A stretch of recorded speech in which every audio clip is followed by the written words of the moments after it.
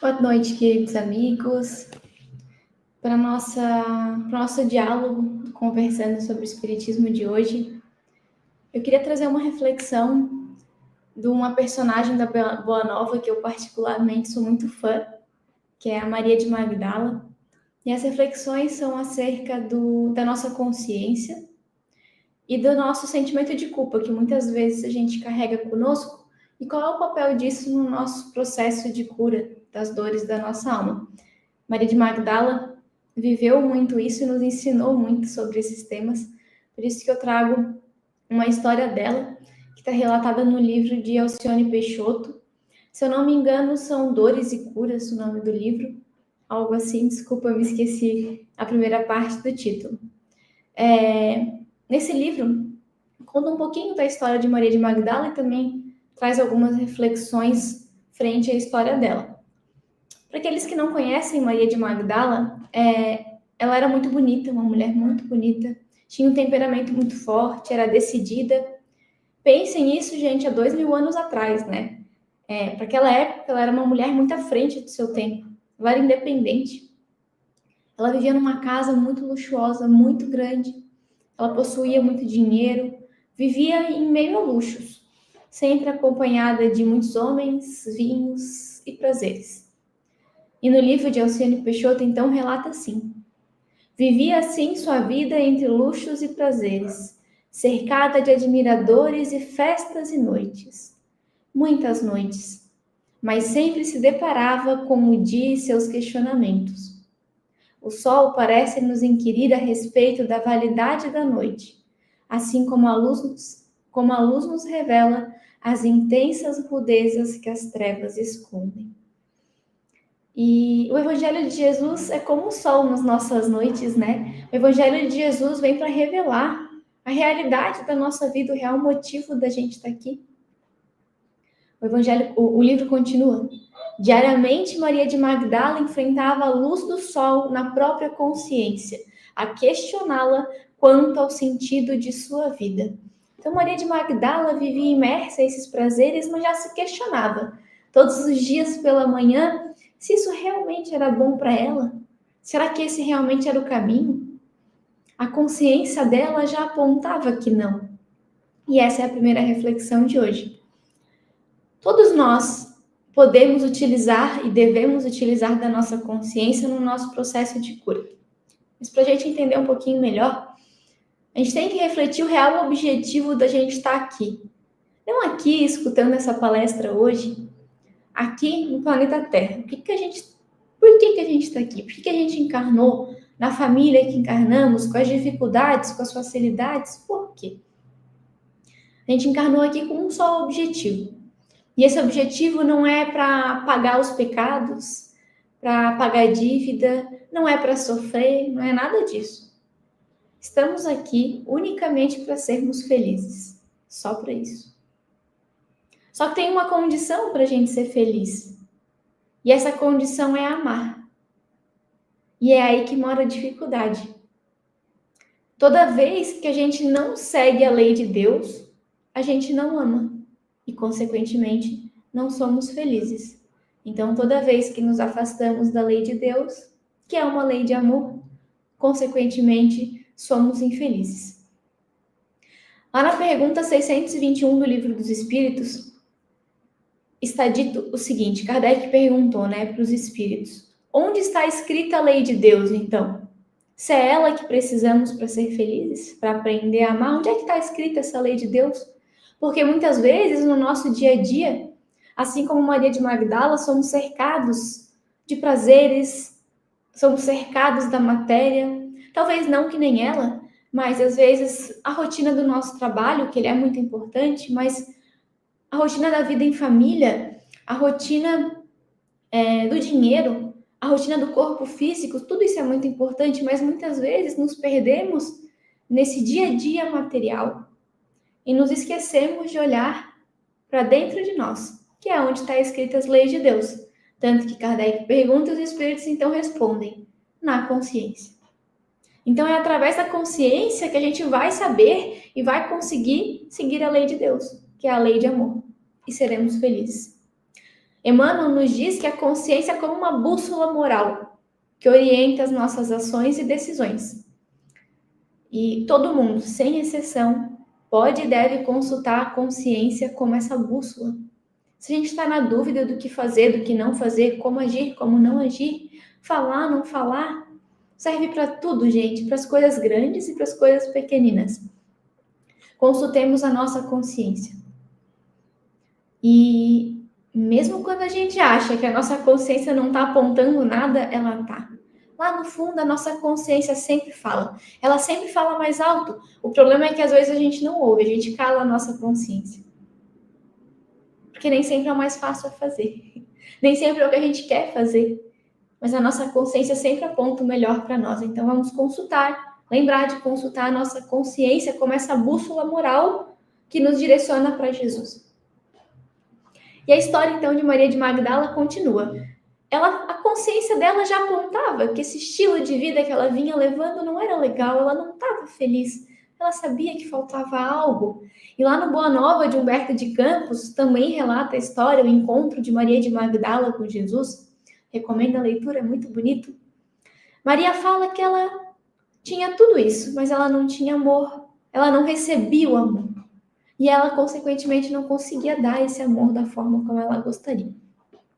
Mas aqui no livro que a gente está lendo hoje, continua a história. Aproveitando-se do desalinho mental em que se debatia a jovem, entidades adoecidas no mal faziam-na intensificar suas buscas de prazer, a fim de cauterizar-lhe a consciência.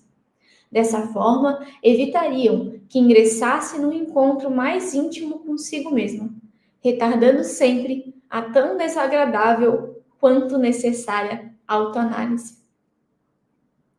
É assim que se comportam os nossos obsessores, os espíritos momentaneamente menos felizes. Eles se comportam dessa forma, eles se aproveitam de um desalinho mental que a gente já se encontra. Os obsessores, eles não plantam nenhuma ideia na nossa cabeça, no nosso coração, que a gente já não tenha dentro de nós. É muito pelo contrário, eles estimulam tendências e hábitos do passado que nós já temos. Eles só dão corda, eles estimulam. E todos nós temos hábitos e tendências do passado que não são legais, sem exceção, todo mundo. E a gente não tem que se envergonhar disso. Porque somos espíritos em evolução, não somos perfeitos ainda. A gente tem que reconhecer e corrigir. Mas temos que ter em mente, nesse nosso processo de cura da alma, que é para isso que a gente está aqui junto, que temos sim essas tendências e que elas podem, e muitas vezes, serão estimuladas por esses espíritos não tão felizes. E esses espíritos, eles fazem de que forma, muitas vezes, esses estímulos? Eu vou seguir lendo o que está aqui no livro nos explicando. Os valores das pessoas que nos cercam podem sufocar nossa consciência em momentos de fragilidade emocional. Conhecem o poder de muitos pensamentos que se aglutinam, se juntam por suas semelhanças. Quanto maior o seu desejo de buscar outras fontes de alegria, mais verdadeiras e consistentes, mais esses espíritos infelizes buscavam reforços em seus iguais, na tentativa de manter Madalena sob o jugo de seus pensamentos nefastos. Então vejam só que sutil essa ação dos espíritos obsessores. Nós muitas vezes procuramos por alegrias efêmeras, por coisas que não são realmente fontes de alegria para o nosso coração, que já quer ser melhor, que a nossa consciência aponta. Mas muitas vezes nossas companhias nos levam, nos estimulam, alimentam nossas tendências não tão boas assim. E quando a gente percebe, estamos cercados não só de pessoas, mas de hábitos, atitudes que nos dificultam essa ação e esse movimento de sair disso, de buscar outras fontes, que nem diz o texto, fontes de alegrias mais verdadeiras, mais duradouras, mais consistentes. Porque assim, cercado de pessoas que pensam como nós, que ainda pensam e caem em equívocos, que vamos continuar nessa mesma vibração, nessa mesma onda de pensamento. Então, o que a gente precisa fazer? Persistir. Sempre. Toda vez que a gente buscar coisas melhores, não vai ser fácil. Vão vir as tentações. E, de novo, as tentações não são externas, são dentro de nós. E para nos ajudar, então, nesse processo, precisamos nos rodear de coisas boas, de pensamentos, de conteúdos, leituras, companhias, hábitos bons. Emmanuel nos diz, eu não me lembro a obra, desculpa, que para a gente substituir um hábito ruim, precisamos colocar um hábito bom nesse lugar. Então, é isso que a gente tem que fazer para seguir nesse nosso processo de cura da alma. E nem sempre sozinho conseguimos. Muitas vezes precisamos de ajuda, por exemplo, da casa espírita, que é o que a gente está fazendo aqui, dos nossos amigos, da nossa família e, sobretudo, de Deus. Vamos lembrar de pedir ajuda a Deus. E a história, então, continua dizendo que a Maria, ela ouve, então, falar de Jesus, ela se interessa porque Jesus curou os doentes do corpo e os doentes da alma. E ela já se reconhecia doente. Maria sabia que ela não estava bem. E esse foi o primeiro passo para a cura de Maria. Primeiro, nós temos que admitir o nosso lado doente. Que, de novo, todos nós temos. E não temos que ter vergonha disso. A gente tem que lembrar que Jesus não veio para os sãos, ele veio para os doentes. E a humildade é a virtude que antecede a cura das nossas almas. Assim como no corpo físico, para a gente buscar um médico, a gente precisa se reconhecer doente. Ninguém vai no médico se não está doente. E para a nossa alma também. Precisamos nos reconhecer doentes aonde somos doentes para procurar a ajuda de Jesus. O livro então diz: a subida ao monte da elevação espiritual é sempre solitária. É o momento em que a alma cuida de si mesma. No que concerne a estes encontros, porém, devemos cuidar com carinho de nós mesmos, para não nos deixarmos paralisar pela autocondenação improdutiva, que facilita a ação de espíritos infelizes sobre nós. Na massa de culpas que trazemos na alma, esse fermento é dispensável porque é estéril e nocivo. Então aqui percebam que a gente traz o elemento da culpa na história de Maria de Magdala. Todos nós carregamos culpa dentro de nós, porque, de novo, faz parte de quem somos ainda espíritos imperfeitos. Mas precisamos lembrar que a culpa não nos traz nada de bom. Ela é estéril, ela é nociva, como diz o texto. Não é através da culpa que a gente vai se curar. A gente tem sim que se arrepender. Esse é o primeiro passo. Quando a gente erra, é o arrependimento. Mas depois disso, ficar preso na culpa é improdutivo. Precisamos renovar o pensamento, iluminar essa nova trilha que temos que percorrer. E como que a gente faz, então? Se a gente errou, a gente não pode sentir culpa, o que eu faço, né? É difícil mesmo. Maria de Magdala nos ensina que foi o que ela fez. E o livro relata. Madalena se ergue para a luta cristã, porque sabe afastar-se das tristes recordações de seu ontem e busca redimir suas culpas no trabalho que descerra as possíveis claridades de uma nova e abençoada manhã. Vamos assumir, ter humildade para assumir que erramos e reparar o quanto antes. Não se trata de apagar as lembranças do passado, porque isso é quase impossível, mas é afastar-se dessas recordações do ontem e trabalhar no hoje, trabalhar para ser melhor, trabalhar para não errar mais, pelo menos não na mesma coisa, vamos errar em coisas diferentes. Não podemos permitir que as culpas, que as lembranças nos escravizem, nos torturem, dificultando a mobilização das forças para a gente poder resgatar. Para a gente poder se curar. Precisamos dessa força para a nossa cura. Se a gente gastar essa força na culpa, não vai sobrar para a nossa cura. Emmanuel fala assim para nós: espíritos culpados somos quase todos. A perfeita justiça, porém, nunca se expressa sem a perfeita misericórdia e abre-nos a todos, sem exceção, o serviço do bem, que podemos abraçar na altura e quantidade que desejarmos, como recurso infalível de resgate e reajuste, burilamento e ascensão. Então, gente, a única saída é o trabalho no bem, é a caridade. Por quê? Porque é o amor em ação. Lembra lá do início? Só seremos felizes se amarmos. Vamos curar as dores da nossa alma, nossas culpas, através do amor, que é o trabalho em ação no bem. As dores da alma nos aproximam de Jesus. Claro que não temos que sair procurando sofrimentos à toa, em prol de nos aproximarmos de Jesus, porque não precisamos. Nossa cota de dores da alma já são mais que o suficiente.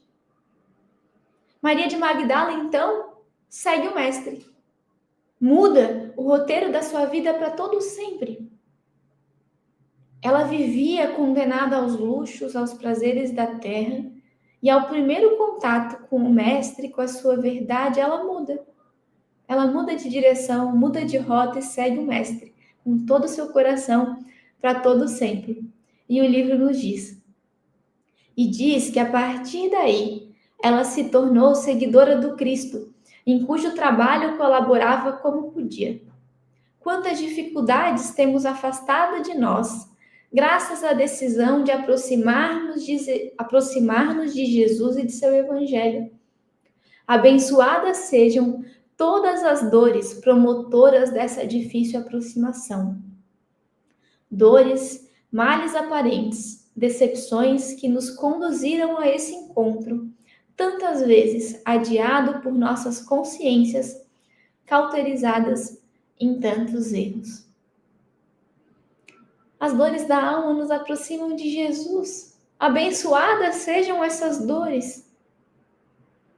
Saibamos aproveitar essa aproximação com Cristo, assim como Maria fez. No momento da crucificação, lá estava ela, Maria, aos pés da cruz. No Calvário, quando Jesus voltou e nos ensinou que somos imortais, ele se mostrou primeiro a ela. Jesus se apresenta diante de Maria, chamando-a pelo nome, na sua voz inconfundível, Maria. Porque Jesus nos conhece pelo nome, porque ele nos acompanha à luta, segue os nossos passos, ele sabe o nome de cada um aqui.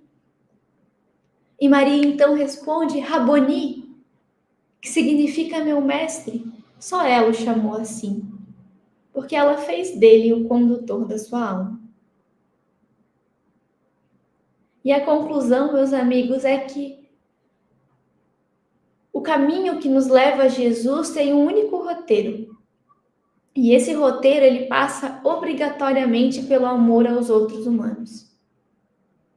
E porque só costumamos entender o sentimento alheio a partir do nosso próprio sentir, nos diz o livro, temos acumulado tantas experiências dolorosas em nosso caminho. Maria de Magdala representa o exemplo, diz Emmanuel, dos que cometem equívocos graves em sua marcha evolutiva, mas que conseguem, ao toque do amor do Cristo, reajustar-se perante a lei de Deus e voltar-se definitivamente para o bem. Vamos seguir o exemplo dela, vamos nos voltar para o bem, independente dos erros que cometemos. Sempre há tempo. Brilha a vossa luz, disse o Mestre. O que importa não é o que fomos, mas sim o que a gente nos torna todos os dias. Boa noite, fiquem com Jesus no coração. Uma boa semana para vocês.